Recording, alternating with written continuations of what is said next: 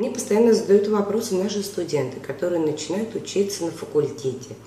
В интернете можно найти, как поступить, какие документы оформить и как записаться на курсы. А что потом, когда ты уже стал греческий?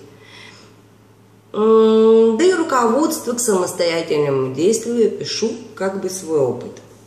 Выучив язык на курсах при Афинском университете и с гордостью получив сертификат успешно сданных экзаменов, в сентябре пошла регистрироваться на факультет.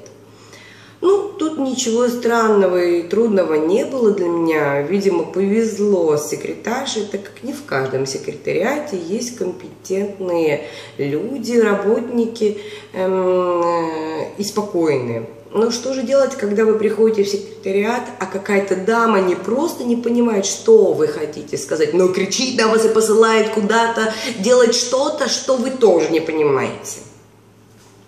Начнем с того, что общая регистрация греков отличается от регистрации иностранных студентов.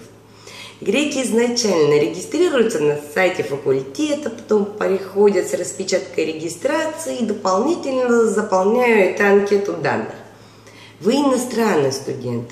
Вы, в принципе, не можете зарегистрироваться на сайте, как это делает грек, только по одной причине, что там требуют данные греческого паспорта и код регистрации греческого ЕГЭ.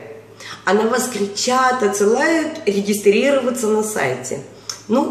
Ладно, поймите, людей у них тоже нервы не железные.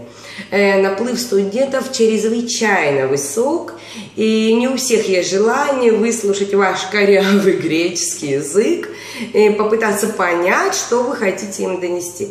Поэтому набираемся терпения и действуем следующим образом.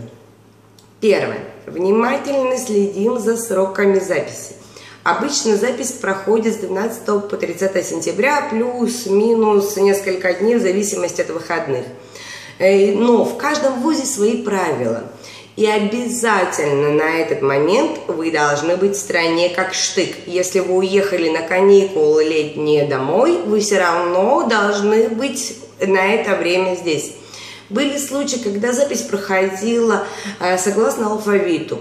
То есть вы, если не пришли в определенный день, вы потеряли право регистрации. Что значит потерять право регистрации? Вы не имеете права больше обучаться. Или в некоторых институтах было, что работает секретариат только в среду и в пятницу, во вторник и в четверг, и больше никакие дни. А вы приехали и не попадаете больше. Опять теряете право регистрации. Или вам нужно найти заведующего секретариата, которая уехала, которая неизвестно когда будет, и вам нужно ее вылавливать каждый день. Запомните, это вы заинтересованы в записи, а не вуз в вас. Второе. При первом посещении вуза вам следует спрашивать, не где проводится запись на факультет, так как для записи греков в эти дни выделяются особые помещения из-за большого наплыва, а спрашивать непосредственно кабинет секретариата. Третье.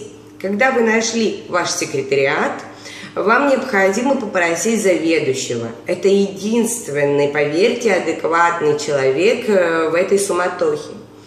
Заучите фразу, четвертое, что вы студент иностранец. Для вас процедура записи отлична от греков.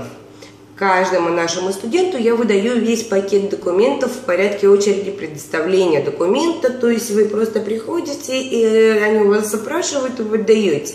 Единственное, что вам нужно иметь с собой, это фото, несколько фото 3×4 и, естественно, сертификат о знании греческого языка.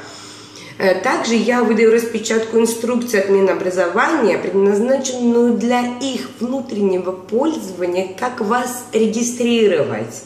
И именно эта распечатка должна быть у вас в руках, и вы вот так вот должны говорить, что смотрите, я по другой системе, у меня все по-другому. Пятое. Если даже после этого вас не понимают, бывают такие случаи, но очень редко, то разыскивайте деканат вуза, обращайтесь непосредственно к декану. Это уже беспроигрышный вариант. И последнее, шестое.